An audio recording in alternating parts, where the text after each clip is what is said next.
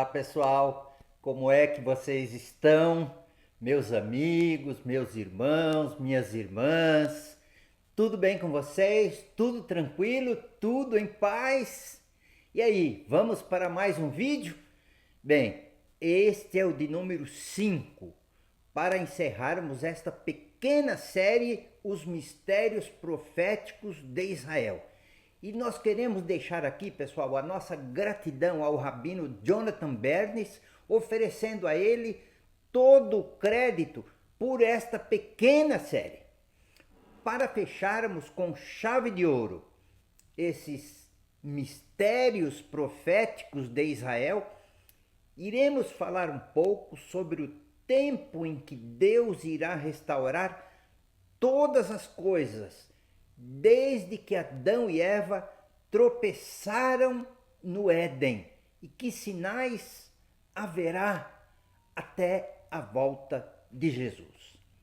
Bem, nossa vida, por mais recheada que seja de coisas boas, chegará o tempo em que tudo isso cessará e virão as perdas, virão as despedidas.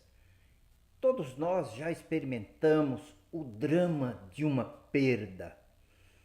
E poucas coisas doem tanto quando perdemos algo que queremos bem ou quando nos despedimos de alguém que nós amamos. Aqui nós não vamos falar das despedidas causadas pela morte, mas as despedidas em vida nos trazem tantas saudades e nos lembramos de um tempo que não volta mais, embora de vez em quando a gente possa reencontrar as pessoas das quais nos despedimos, muitas vezes temporariamente. Eu, por exemplo, tenho 3 irmãos. Cada um vive em uma cidade e sempre estamos distantes um do outro. Quando nos reencontramos, é uma alegria, pessoal, indescritível. E nessas ocasiões, o tempo passa tão depressa, até que chega a hora de cada um voltar para a sua casa.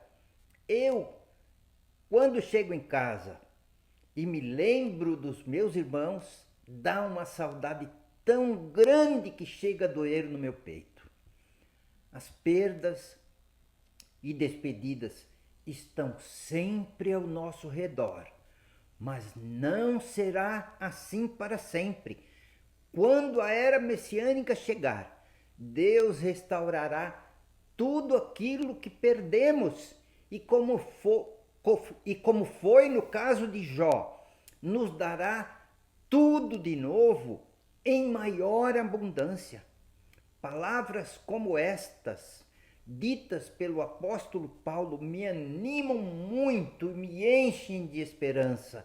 Romanos 8,18, olha o que ele diz: pois tenho para mim que as aflições deste tempo presente não se podem comparar com a glória que em nós há de ser revelada.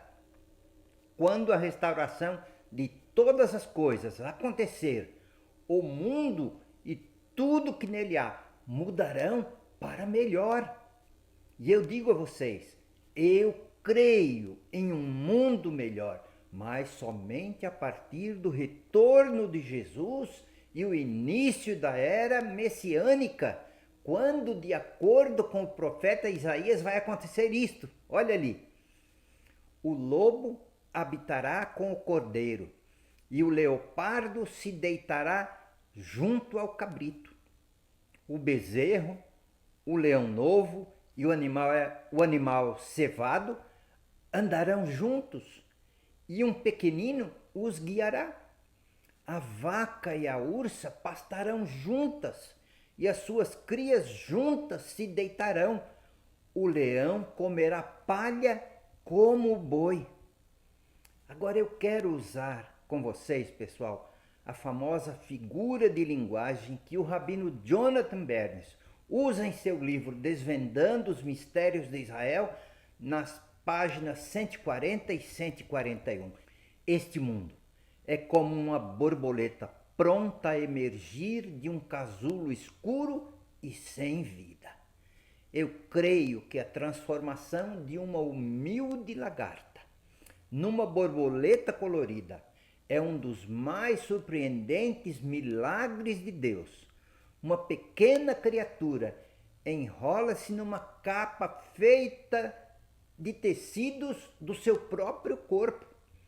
Pela próxima semana, os próximos 10 dias, ela permanece dentro desse pequeno casulo. Nele não há nada que chame a atenção.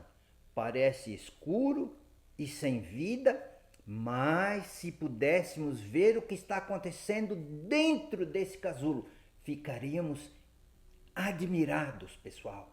A lagarta está realmente se desintegrando, digerindo a si mesma e reorganizando completamente o seu corpo. Asas coloridas estão crescendo, olhos estão se desenvolvendo, 6 longas pernas estão se formando. Logo, logo, a borboleta, recentemente formada, começará a emergir. O que vem à luz em nada nos lembra a feia lagarta. As asas do inseto são cobertas por padrões complexos.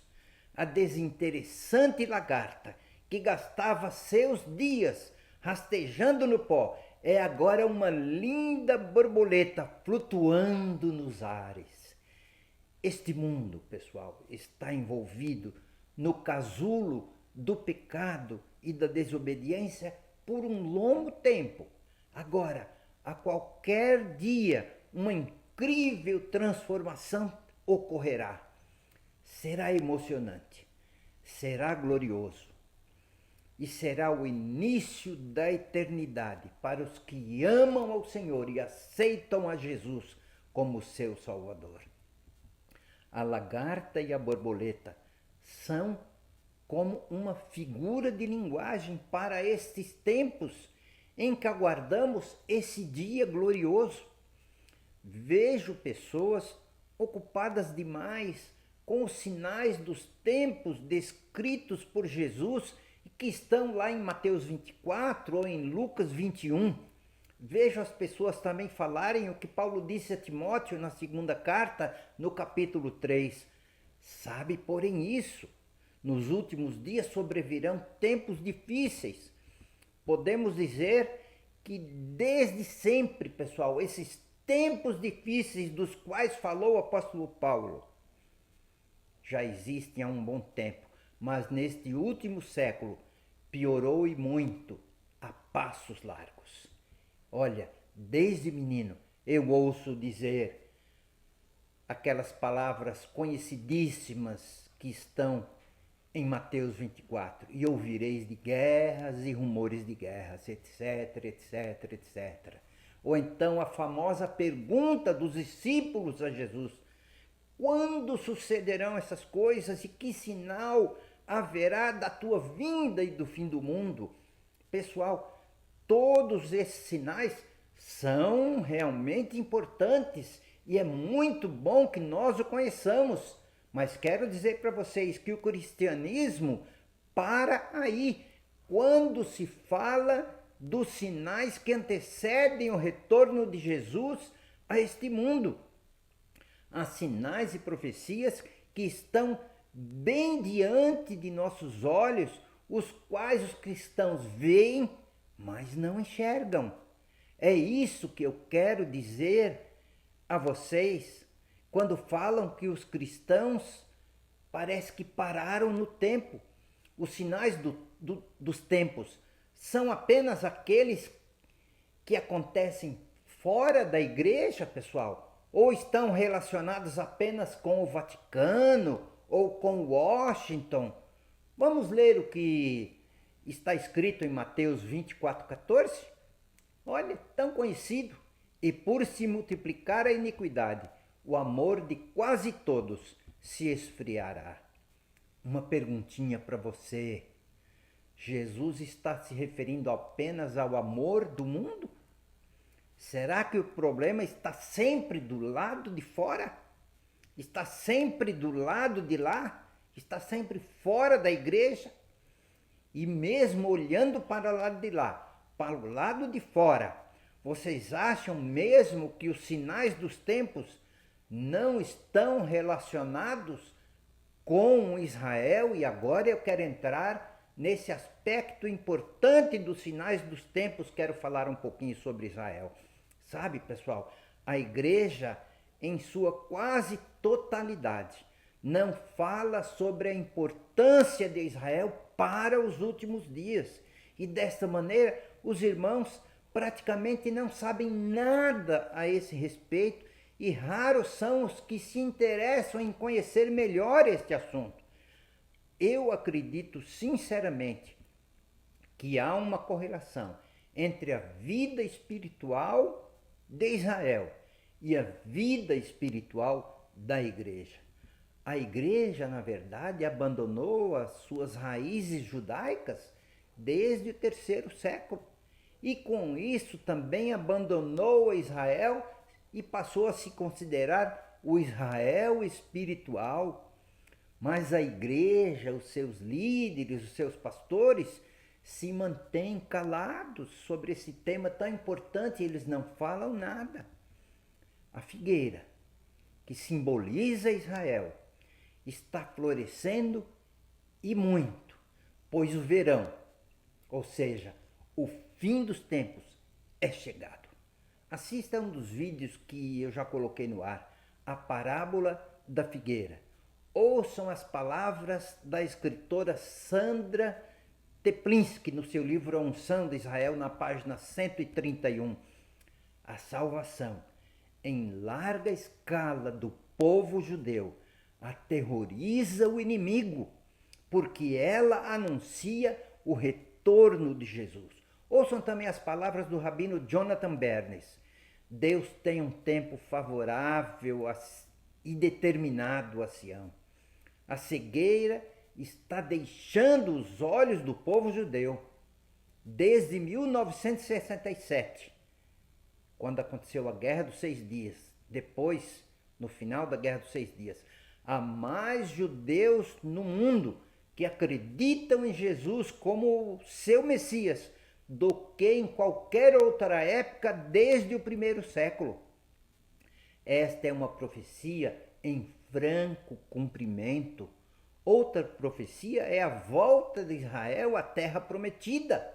Pois é, depois de 2000 anos, ou quase 2000 anos, em 14 de maio de 1948, e que foi profetizada por Isaías lá no capítulo 66, versos 8 e 9. Interessantíssimo você ler isso. Eu não vou ler agora, convido você a ler Isaías 66, 8 e 9. Leia lá.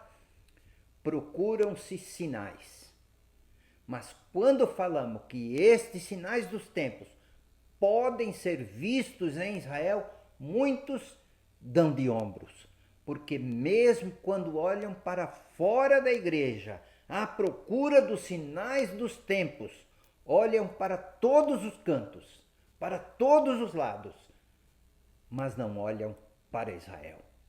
Pastores e líderes da igreja creem na importância de Israel com relação aos sinais dos tempos e à volta de Jesus, mas se mantêm em silêncio sobre isso, e eu não entendo por quê, pessoal. Quando Jesus nasceu, ele veio para os que eram seus, o que diz a Bíblia, mas os seus não o reconheceram.